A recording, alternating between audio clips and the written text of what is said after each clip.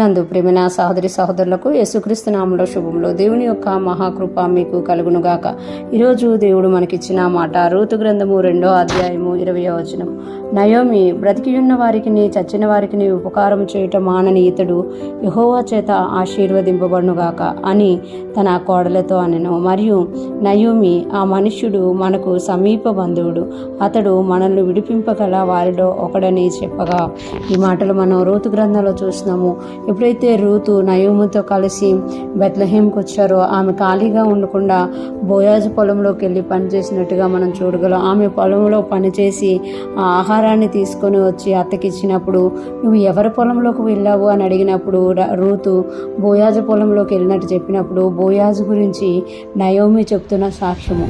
Naomi బ్రతికి ఉన్న వారికి చచ్చిన వారికి ఉపకారం చేయటం మానని ఇతడు యెహోవా చేత ఆశీర్వదింపబడునుగాక. బోయాజు తాలూకా గుణం ఎలాంటిది అని అంటే, అతడంట చచ్చిన వారికి బ్రతికిన వారికి ఉపకారం చేస్తాడంట.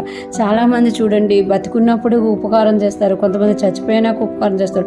కొంతమంది అయితే బతికున్నప్పుడు ఏం చేయరు, చచ్చిపోయాక కూడా ఏం చేయరు. కొంతమంది బతికున్నప్పుడు హాని చేస్తారు, కొంతమంది చచ్చిపోయినప్పుడు కూడా హాని చేస్తారు. కానీ బోయాజు యొక్క గుణం ఏంటి అంటే, అతడు బ్రతికిన వారికి చచ్చిన వారికి ఉపకారం చేయుట మానని వాడంట. అంటే యెహోవాను యథార్థంగా అనుసరించే వ్యక్తిగా మనం బోయాజుని చూడగలం. ఎందుకు అని అంటే, దేవుడు ఒక్కలే, దేవుడిలో ఉన్న గుణం ఏంటి అంటే ఉపకారం చేయడం అన్నమాట. ఇక్కడ బోయాజు అంట బ్రతికున్న వారికి చచ్చిన వారికి ఉపకారం చేయడం మానని వాడంట. అందుకే అతడు యెహోవా చేత ఆశీర్వదింపబడును గాక అని తన కోడలతో అనని. ఎవరైతే బతికిన వారికి చచ్చిన వారికి కూడా ఉపకారం చేస్తారో వాళ్ళని ప్రతి ఒక్కరూ దీవిస్తారనమాట. ఎందుకు అనంటే, వారిలో ఉపకారం చేసే ఆ గుణం ఉంది. ఆ ఉపకారం చేసే గుణము కూడా మనుషుల గుణం కాదు, అది దేవుని గుణం అన్నమాట. అందుకే ఇక్కడ బోయాజు ఉపకారం చేయబట్టి నయోమి బోయాజుని ఏం చేస్తుంది అంటే ఆశీర్వదిస్తుంది. ఇంకొక మాట చెప్తున్నారు కదా, మరియు నయోమి ఆ మనుష్యుడు మనకు సమీప బంధువుడు, అతడు మనల్ని విడిపింపగల వారిలో ఒకడు అని చెప్తుంది. అంటే నయోమికి అక్కడ చాలామంది బంధువులు ఉన్నారు, అందులో బోయాజు కూడా సమీప బంధువుడు అనమాట, విడిపింపగలవాడు అనమాట. ఈరోజు దేవుడు చెప్తున్నారు కదా, ఫ్రెష్మన్ వింటున్న మనతో దేవుడు అంటున్నారు, ప్రతి ఒక్కరికి కూడా విడిపింపవారు ఉన్నారా అని ఎదురు చూస్తూ ఉంటారు.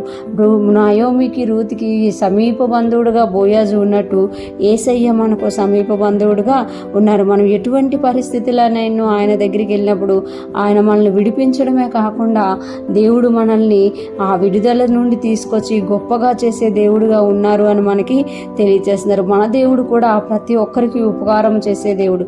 బోయాజులోని గుణం చూసే నయోమి ఆయన ఆశీర్వదింపబడాలి అని ఆశీర్వదిస్తున్నట్టు మనం కూడా దేవుణ్ణి స్తుతించే వారంగా ఉండాలి. ఎందుకంటే మన దేవుడు మనకు ఉపకారం చేయడమే కాదు, మనమున్న ఇబ్బందుల నుండి కష్టాల్లో నుండి బయటికి తీసుకొచ్చి మనల్ని గొప్పవారుగా చేసే దేవుడుగా ఉన్నారు. అటువంటి గొప్ప దేవుణ్ణి మనం కలిగి ఉన్నందుకు దేవుణ్ణి స్తుతిస్తూ ఆయనతో పాటు ముందుకు సాగిపోదుముగాక.